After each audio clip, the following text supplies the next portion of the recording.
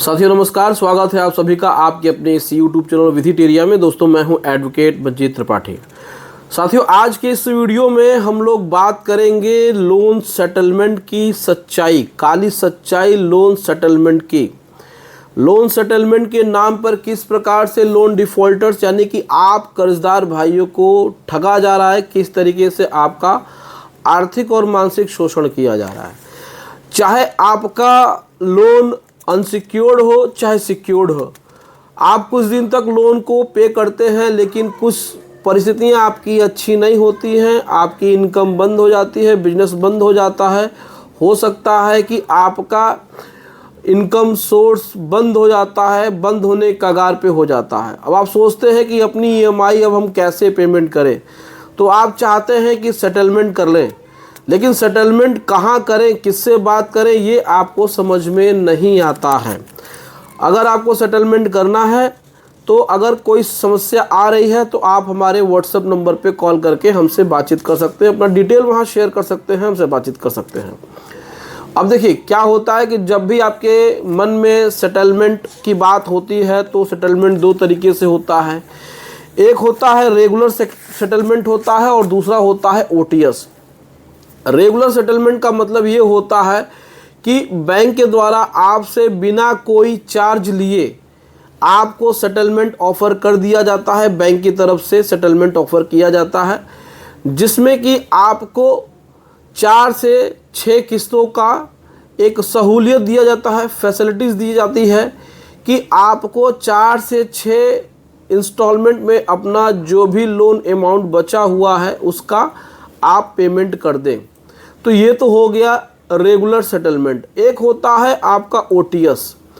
अब ओटीएस की जो स्कीम होती है वो बैंक ज़्यादातर अपने फाइनेंशियल ईयर के लास्ट से करते हैं, यानी कि मान के चलिए कि जब उनकी ऑडिट होने वाली होती है उससे 2 से 3 महीना पहले। मान के चलिए कि बैंकों का क्लोजिंग ईयर 31 मार्च लास्ट डेट होती है, तो बैंकों का टारगेट यही होता है कि वो आपको दिसंबर महीने से ओटीएस का स्कीम देना शुरू करते हैं। इसके पीछे उनका उद्देश्य, उनका पर्पज, उनका लक्ष्य यही होता है कि बैंकों का मैक्सिमम रिकवरी हो सके और बैंकों को ज़्यादा से ज़्यादा मॉनेटरी प्रॉफिट हो सके। तो वो देखते हैं कि जो अकाउंट काफ़ी लंबे समय से एनपीए चल रहे हैं, जिसमें पैसे नहीं आ रहे हैं, अकाउंट हो सकता है कि राइट ऑफ हो चुका है या फिर कुछ ऐसी चीज़ें हो रही हैं जिससे कि रिकवरी नहीं हो पा रही है, तो बैंक आपको ओटीएस के लिए अप्रोच करता है। हो सकता है कि आपको मेल आए या फिर आप जब जाते हैं तो आपको ओटीएस के बारे में बताया जाता है। हालांकि बैंक अपने जितने भी रिलायबल कस्टमर होते हैं, पुराने कस्टमर होते हैं, उनको मेल के माध्यम से, फ़ोन के माध्यम से या फिर उनको व्हाट्सएप या एसएमएस के माध्यम से ओटीएस की स्कीम्स के बारे में बताते हैं। अब ओटीएस जो होता है वो क्या होता है, यहीं पे सबसे बड़ा खेल चलता है। हर व्यक्ति चाहता है कि उसका ओटीएस हो जाए, हर व्यक्ति चाहता है कि उसका सेटलमेंट हो जाए।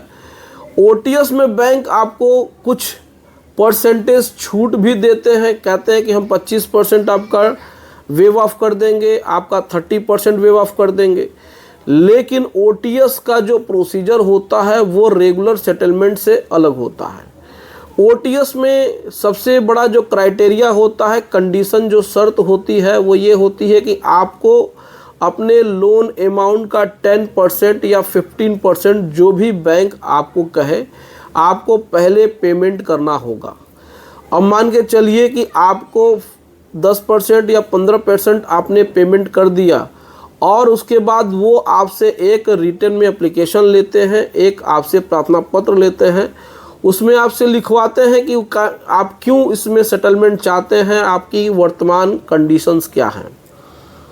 जब आप उसमें लिख करके उनको देते हैं और 10% आप दे देते हैं तो वही लेटर को वो अपने हेड ऑफिस में फॉरवर्ड करते हैं।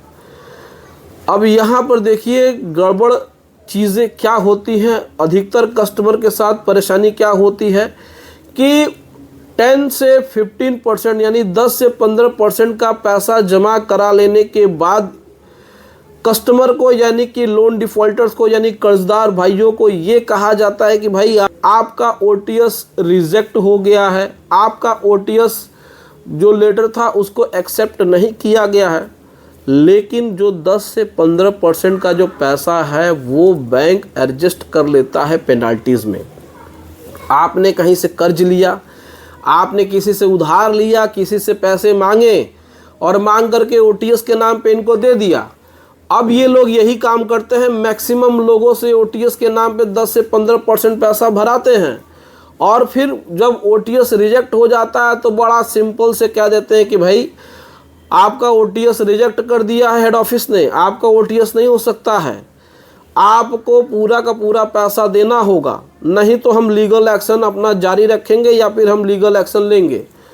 अगर आपने कोई भी मॉर्गेज लोन लिया है, होम लोन लिया है, बिजनेस लोन लिया है, प्रॉपर्टी अपनी वहाँ पे मॉर्गेज करी है, तो फिर वो क्या करेंगे कि भाई आपका वहाँ पे या तो फिजिकल पोजीशन का जो सिचुएशन है तो फिजिकल पोजीशन लेंगे या फिर उसको ऑक्शन में डालेंगे।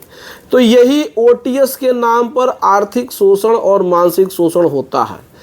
तो हमारा अपील यही है, हमारा कहना यही है, हमारा सजेशन यही है कि जब भी आपके पास ओटीएस के लिए आपको लेटर आए या ओटीएस के लिए कोई मेल आए, कुछ भी आए और बैंक आपसे 10 से 15% की डिमांड करे, तो आप बहुत ही सावधानी से उनसे कहिएगा कि सर ओटीएस लेटर हमें जारी कर दिया जाए, ओटीएस लेटर हमें सैंक्शन कर दिया जाए, ओटीएस लेटर हमें दे दिया जाए।